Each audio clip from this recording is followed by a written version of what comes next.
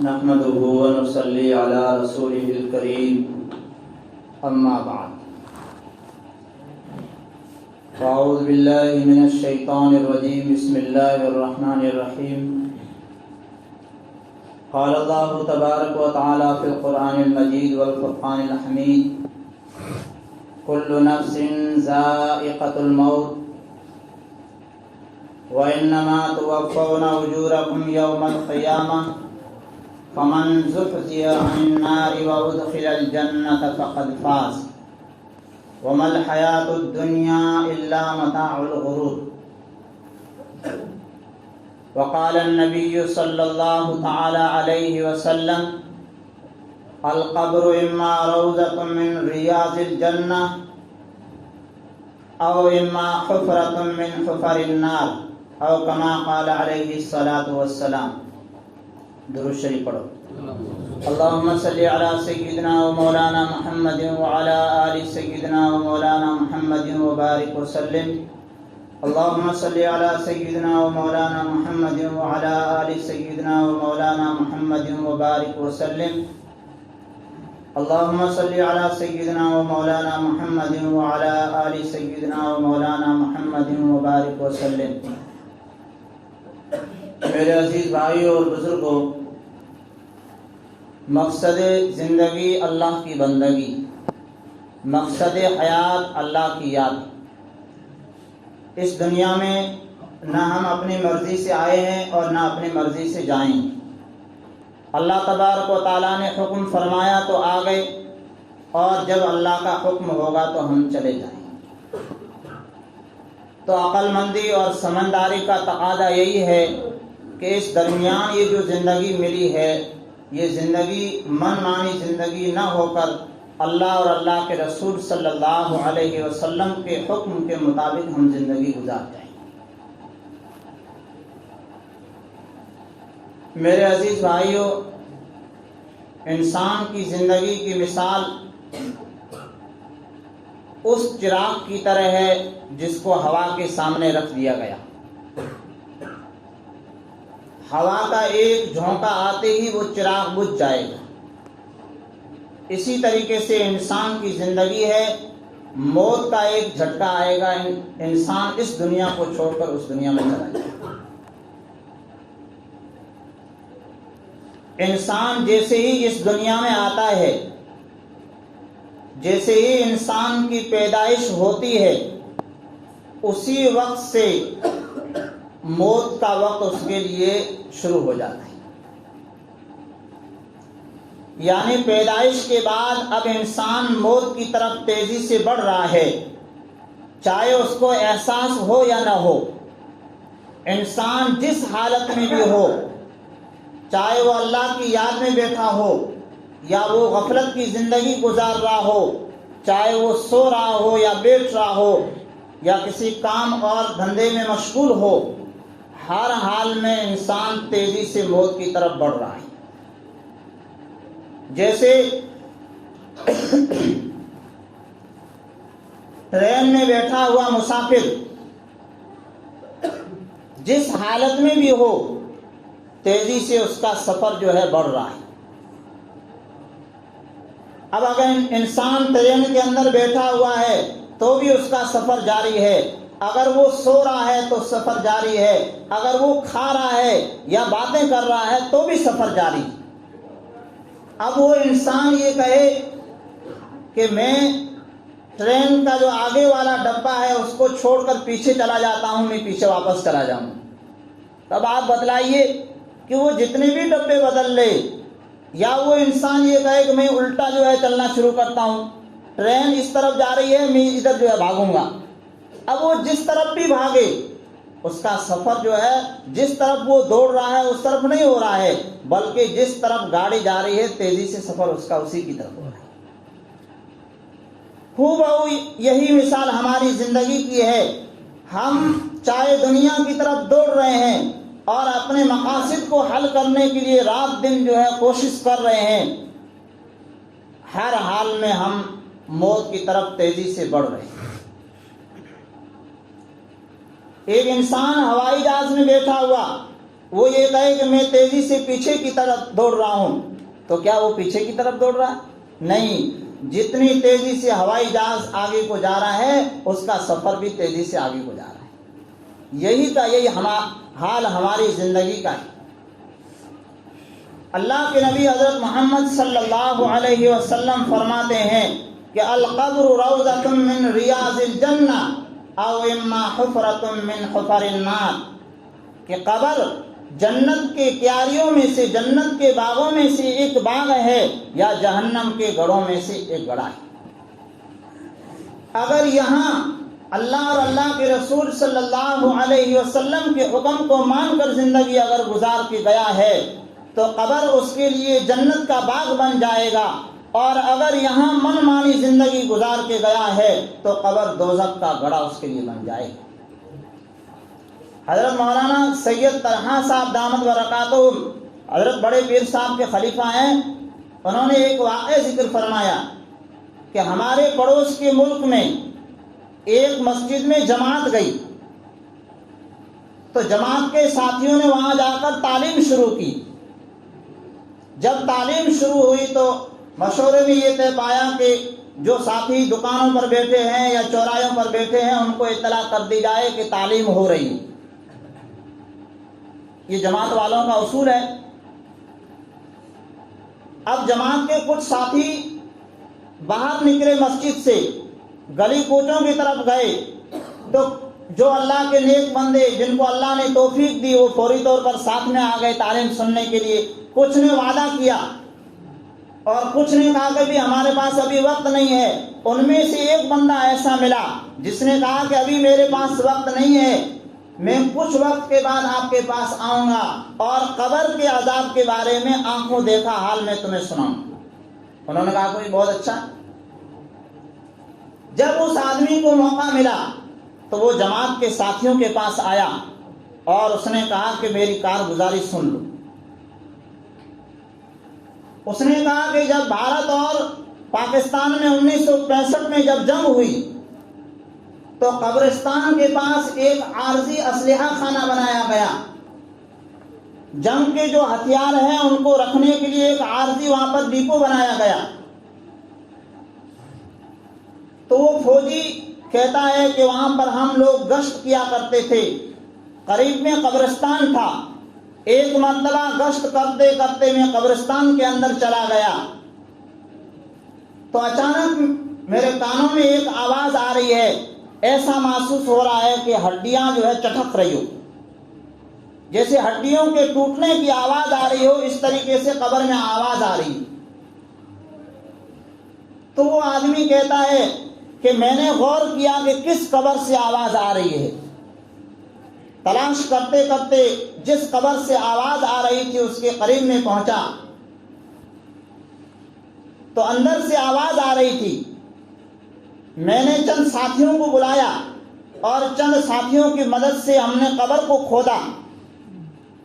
جیسے ہی ہم نے اینٹیں جو ہے دور کی، ہم کیا دیکھتے ہیں کہ وہاں پر ایک عجیب طرح کا جانور بیٹھا ہوا ہے اور انسان کی ہڈیوں کا ڈھانچہ ایسے پڑا ہوا ہے، گوشت اس کا ختم ہو چکا تھا۔ وہ جانور ان ہڈیوں پر اپنا منہ مارتا ہے تو وہ ہڈیاں ایسے اوپر کو اٹھ جاتی ہیں، ایک دم ہڈیاں کھڑی ہو جاتی ہے۔ کچھ دیر وہ جانور بیٹھا رہتا ہے، اس کے بعد پھر وہ ڈنک مارتا ہے تو پھر انسان کی ہڈیاں ایسے اوپر کو اٹھ جاتی ہے۔ یہی حال جو ہے چل رہا۔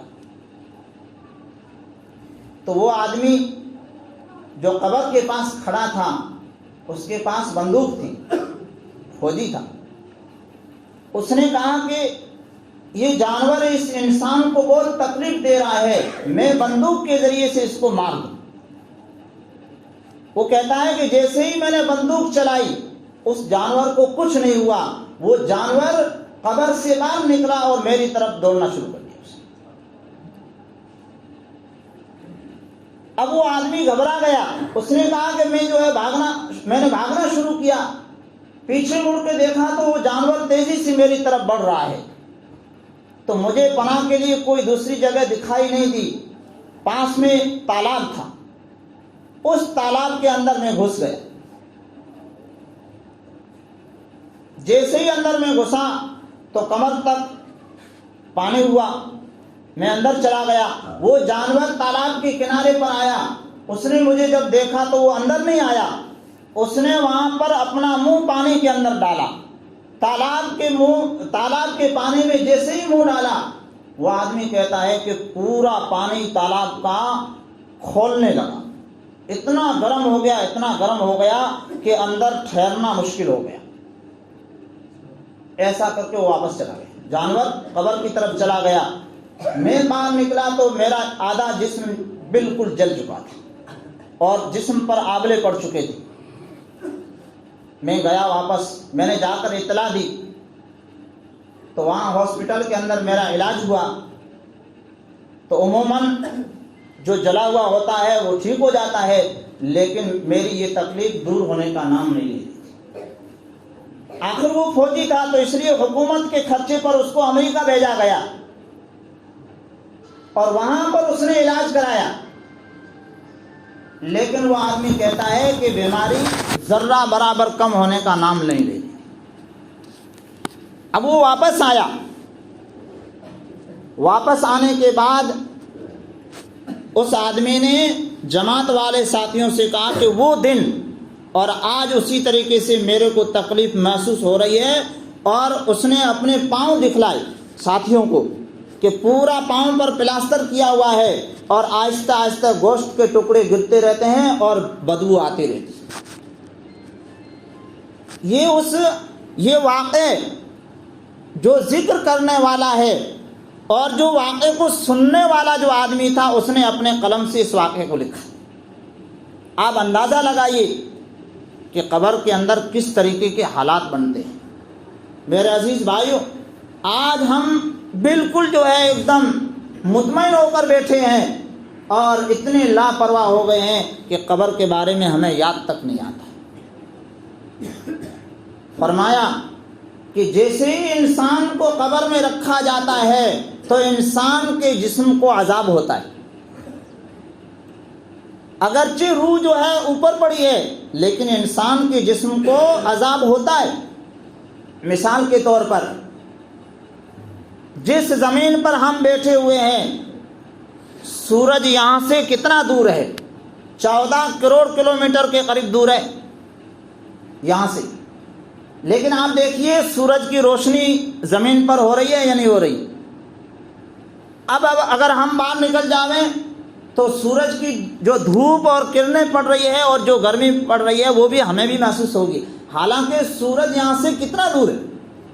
اسی طریقے سے انسان کا جسم مٹی میں ہوتا ہے, قبر میں ہوتا ہے, روح اگرچہ آسمانوں پر پڑی ہو لیکن ان دونوں کا کنیکشن ہے آپس میں, ان دونوں کا آپس میں رشتہ ہے جس کی بنا پر اس کو عذاب محسوس ہوتا رہتا ہے.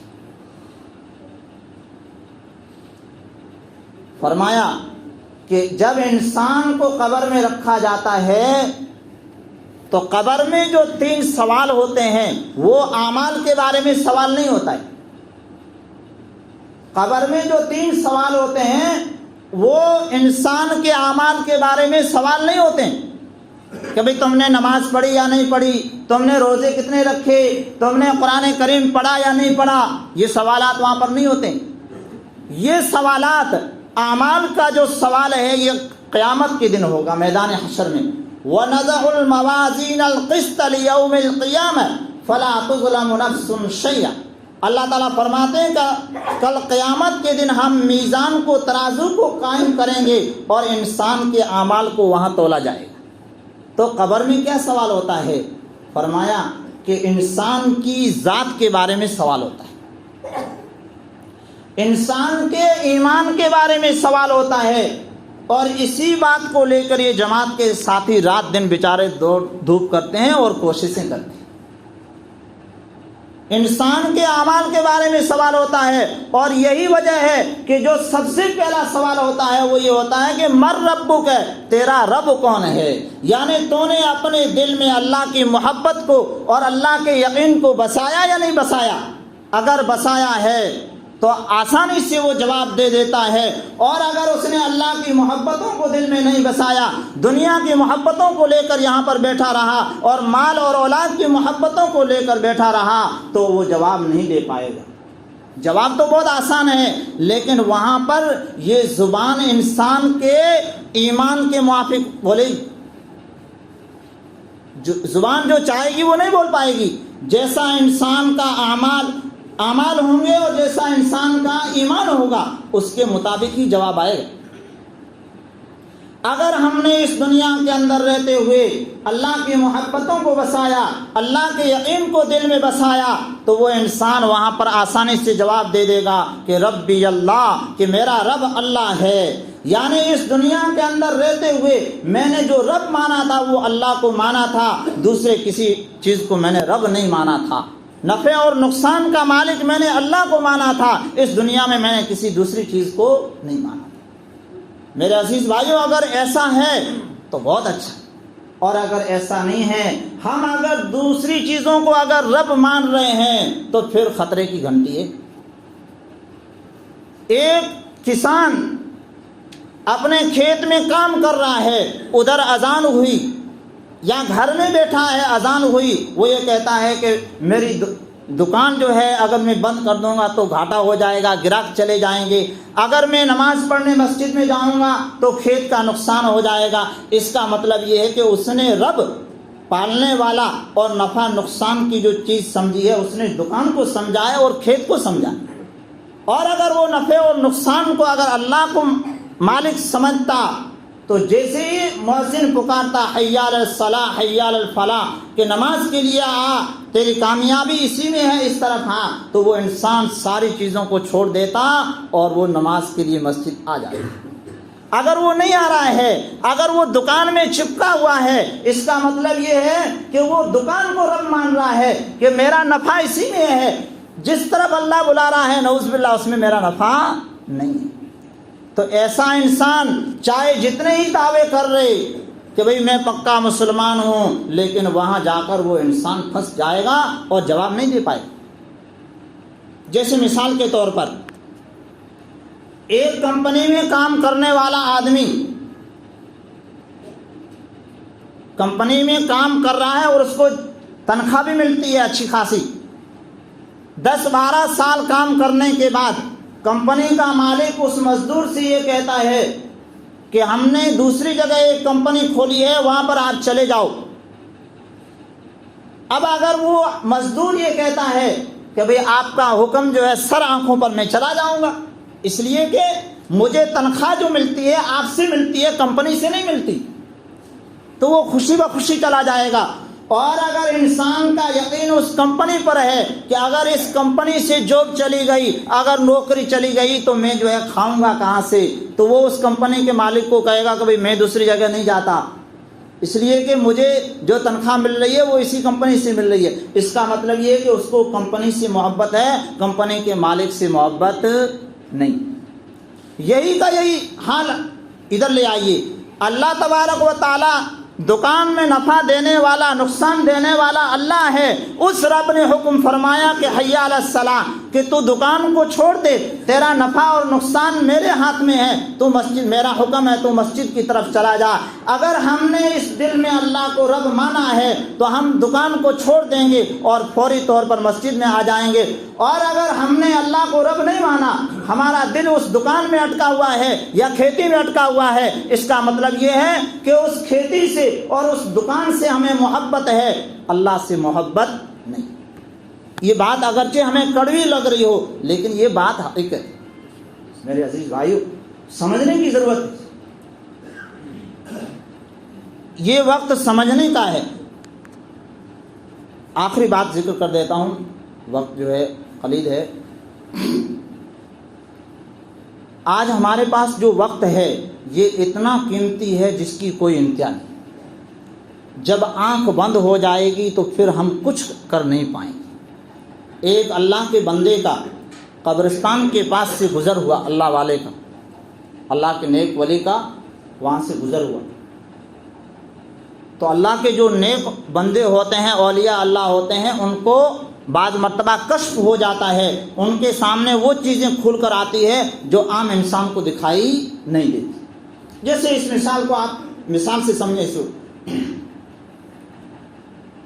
ہمارا جسم ہے، ہمارے جسم میں ہڈیاں ہیں یا نہیں ہے، لیکن آپ دیکھیے دکھائی دے رہی، اور یہی ہڈیاں اگر ایکس رے کیا جائے تو سامنے دکھائی دے گی۔